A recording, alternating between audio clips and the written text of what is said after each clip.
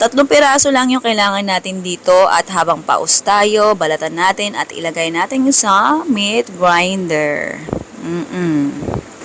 Multi-purpose yung ginamit natin na meat grinder, food processor, pwede kang magiling ng karne, prutas, gulay, ultimo yung yelo mo, pwede mong igiling dyan. Heavy duty na rin yan. Ang pangalan ng ating meat grinder food processor multi-function ay Hodek. Kaya kung gusto mo umorder din yan, pagkatapos natin gilingin ang ating saging, ayan, nasa baba yung link. Okay, hindi mo na siya kailangang gilingin ng bongga. Ang nalagay natin dyan, optional lang, asin. Okay, naglagay din tayo dito ng asukal. Naglagay din tayo dito ng instant, ayan, dry yeast. Itlog. Kailangan talaga maglagay itlog. Kahit anong size, pwede naman basta itlog. Oo. Isunod natin yung harina. Ang naglalagay ng mga rekado natin, si Ate Esha. Gusto niya kasi tumutulong. Tapos tubig.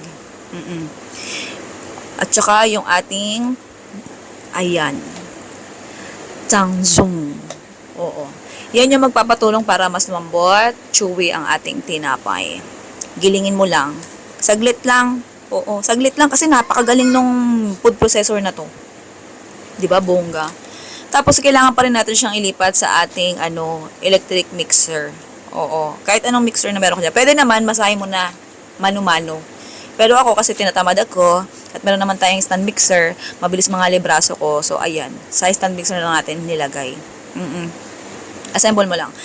Comment ka pala kung taga saan ka. Malay mo ikaw na yung susunod nabibigyan natin ng libreng electric hand mixer. So, habang pagka tingin mo, smooth na yung texture ng ayan, dough, lagay natin yung yung, ano ba yun? Margarine ginamit ko dito, margarine. Pagkatapos haluin, tanggalin na natin sa, stand mixer at pahiran. Pwedeng mantika kung wala ka margarine, kung nagtitipid ka. Kahit ano lang para kapag umalsa yung dough mo, iwas dikit, hindi mahirap tanggalin. Pagkalipas ng ilang minuto, pahid tayo ng mantika sa kamay at saka sa kneading area mo, balikan natin yung dough, ayan, umalsa na siya. Sa texture ng dough na ginamit ko dito, super lambot, so pwede mo siyang mas dagdagan pa ng harina. Ayan, tayo ng harina dyan. Sa harina, ayan, as needed yung paglagay, depende sa kung gaano kalambot yung dough na gusto mong magawa. Okay, kung gusto mong mas malambot, basta depende sa'yo. Tapos pahid ka lang ng mantika sa pinakapinggan mo. Kung gusto mong mas nanlalaban yung yung dough, mas dagdagan mo pa yung harina. Pero wag masyado, pag nasobrahan kasi magdadry naman. So hatiin mo lang siya, depende sa laki ng gusto mo. Pero mabilis lumaki to, deep fry mo lang. Ang nagawa ko sa recipe na to, 122 pieces. 'Di ba? Sobrang dami. Oo, sobrang dami ng nagawa ko sa recipe na to. Pwede mo na siya ibenta ng ganyan lang, tapos budburan mo lang ng asukal. Pero syempre dahil nga mahilig tayo sa mag-explore sa pagkain at pang negosyo para kahit merong kagaya na katabi na nagtitinda rin, at least sa'yo may twist, di ba?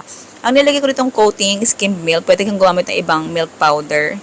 Syempre, lagyan din natin siya ng asukal. Wala kaming stock ng puting asukal kasi dito. So, pagkatapos nating haluin yan, ang ilalagay ko dito ay, dito, yung, wala ring pula na asukal or brown sugar. So, ang ginamit ko talaga yung muscovado sugar.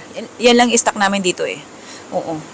Pero mas mahal yan ha. Yan lang Para magkaroon lang ako ng sample sa inyo, para meron kayong idea. Oo, ganun lang. Tapos halu-haluin mo lang siya.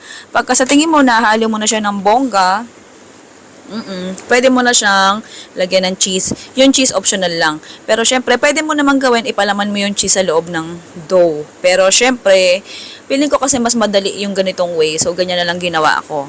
Yung mga twist kasi na mga recipe na ginagawa ko, kailangan yung mga hindi masyadong time consuming. Yung plastic na ginamit ko dito, lagay ko na lang yung link ko sa mabibili sa baba. Ha? Okay?